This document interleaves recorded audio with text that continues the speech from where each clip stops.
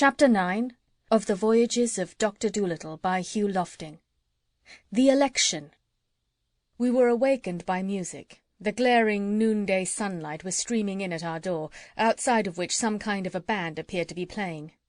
We got up and looked out. Our house was surrounded by the whole population of Popsipetel. We were used to having quite a number of curious and admiring Indians waiting at our door at all hours, but this was quite different. The vast crowd was dressed in its best clothes. Bright beads, gaudy feathers, and gay blankets gave cheerful colour to the scene.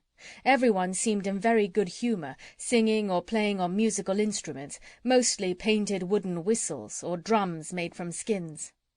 We found Polynesia, who while we slept had arrived back from Bag-Jagderag, sitting on our doorpost watching the show.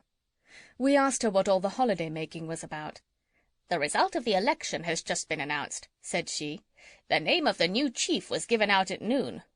"And who is the new chief?" asked the doctor. "You are," said Polynesia quietly. "I?" gasped the doctor. "Well, of all things!" "Yes," said she, "you're the one.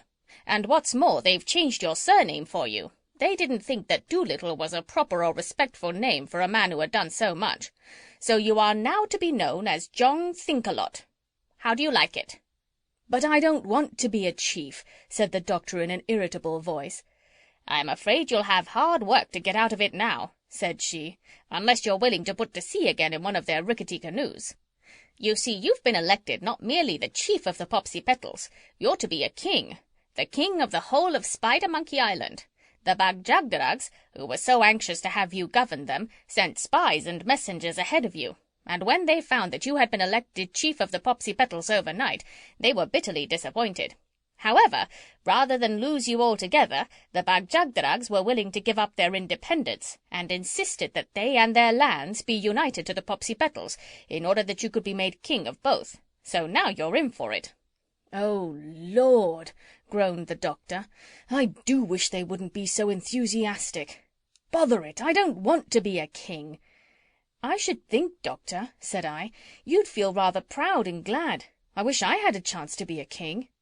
"Oh, I know it sounds grand," said he, pulling on his boots miserably, "but the trouble is, you can't take up responsibilities and then just drop them again when you feel like it. I have my own work to do. Scarcely one moment have I had to give to natural history since I landed on this island.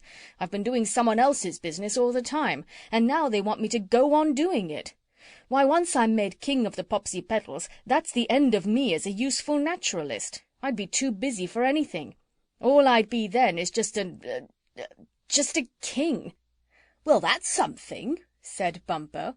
"My father is the king, and has 120 wives."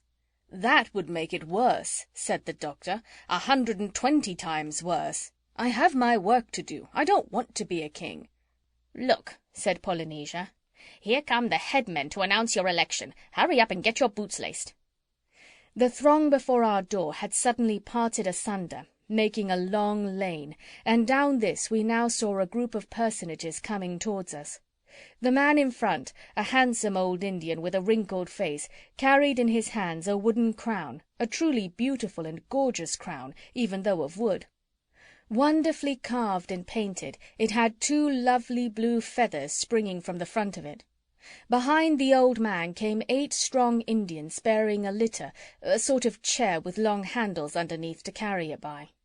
Kneeling down on one knee, bending his head almost to the ground, the old man addressed the doctor, who now stood in the doorway putting on his collar and tie. "O mighty one," said he, "we bring you word from the Popsipetel people.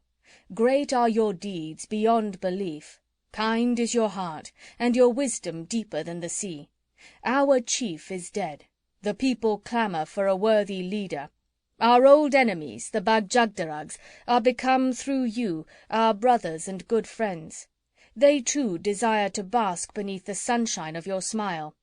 Behold, then, I bring to you the sacred crown of Popsipetel, which, since ancient days, when this island and its peoples were one, beneath one monarch, has rested on no kingly brow. O kindly one, we are bidden by the united voices of the peoples of this land to carry you to the Whispering Rocks, that there, with all respect and majesty, you may be crowned our king. king of all the moving land. The good Indians did not seem to have even considered the possibility of John Dolittle's refusing. As for the poor doctor, I never saw him so upset by anything. It was, in fact, the only time I have known him to get thoroughly fussed. "Oh, dear," I heard him murmur, looking around wildly for some escape. "What shall I do? Did any of you see where I laid that stud of mine? How on earth can I get this collar on without a stud? What a day this is, to be sure! Maybe it rolled under the bed. Bumpo, I do think that they might have given me a day or so to think it over in. Who ever heard of waking a man right out of his sleep and telling him he's got to be a king before he has even washed his face? Can't any of you find it? Maybe you're standing on it, Bumpo. Move your feet." "Oh, don't bother about your stud," said Polynesia. "You will have to be crowned without a collar. They won't know the difference." "I tell you I'm not going to be crowned," cried the doctor. "Not if I can help it. I'll make them a speech. Perhaps that will satisfy them." He turned back to the Indians at the door. "My friends," he said, "I am not worthy of this great honor you would do me. Little or no skill have I in the arts of kingcraft. Assuredly among your own brave men you will find many better fitted to lead you. For this compliment, this confidence and trust, I thank you, but I pray you, do not think of me for such high duties which I could not possibly fulfill." The old man repeated his words to the people behind him in a louder voice. Stolidly they shook their heads, moving not an inch. The old man turned back to the doctor. "You are the chosen one," said he. "They will have none but you." Into the doctor's perplexed face suddenly there came a flash of hope. "I'll go and see Long Arrow," he whispered to me. "Perhaps he will know of some way to get me out of this." And asking the personages to excuse him a moment, he left them there, standing at his door, and hurried off in the direction of Long Arrow's house. I followed him. We found our big friend lying on a grass bed outside his home, where he had been moved that he might witness the holiday-making. "Long Arrow," said the doctor, speaking quickly in eagle tongue, so that the bystander should not overhear, "in dire peril I come to you for help. These men would make me their king. If such a thing befall me, all the great work I hope to do must go undone, for who is there unfreer than a king? I pray you speak with them and persuade their kind, well-meaning hearts that what they plan to do would be unwise." Long Arrow raised himself upon his elbow. "Oh, kindly one," said he. This seemed now to have become the usual manner of address when speaking to the doctor. "Sorely it grieves me that the first wish you ask of me I should be unable to grant. Alas, I can do nothing. These people have so set their hearts on keeping you for king that if I tried to interfere they would drive me from their land, and likely crown you in the end in any case. A king you must be, if only for a while. We must so arrange the business of governing that you may have time to give to nature's secrets. Later we may be able to hit upon some plan to relieve you of the burden of the crown, but for now you must be king. These people are a headstrong tribe, and they will have their way. There is no other course." Sadly the doctor turned away from the bed and faced about, and there behind him stood the old man again, the crown still held in his wrinkled hands, and the royal litter awaiting at his elbow. With a deep reverence the bearers motioned towards the seat of the chair, inviting the white man to get in. Once more the poor doctor looked wildly, hopelessly about him for some means of escape.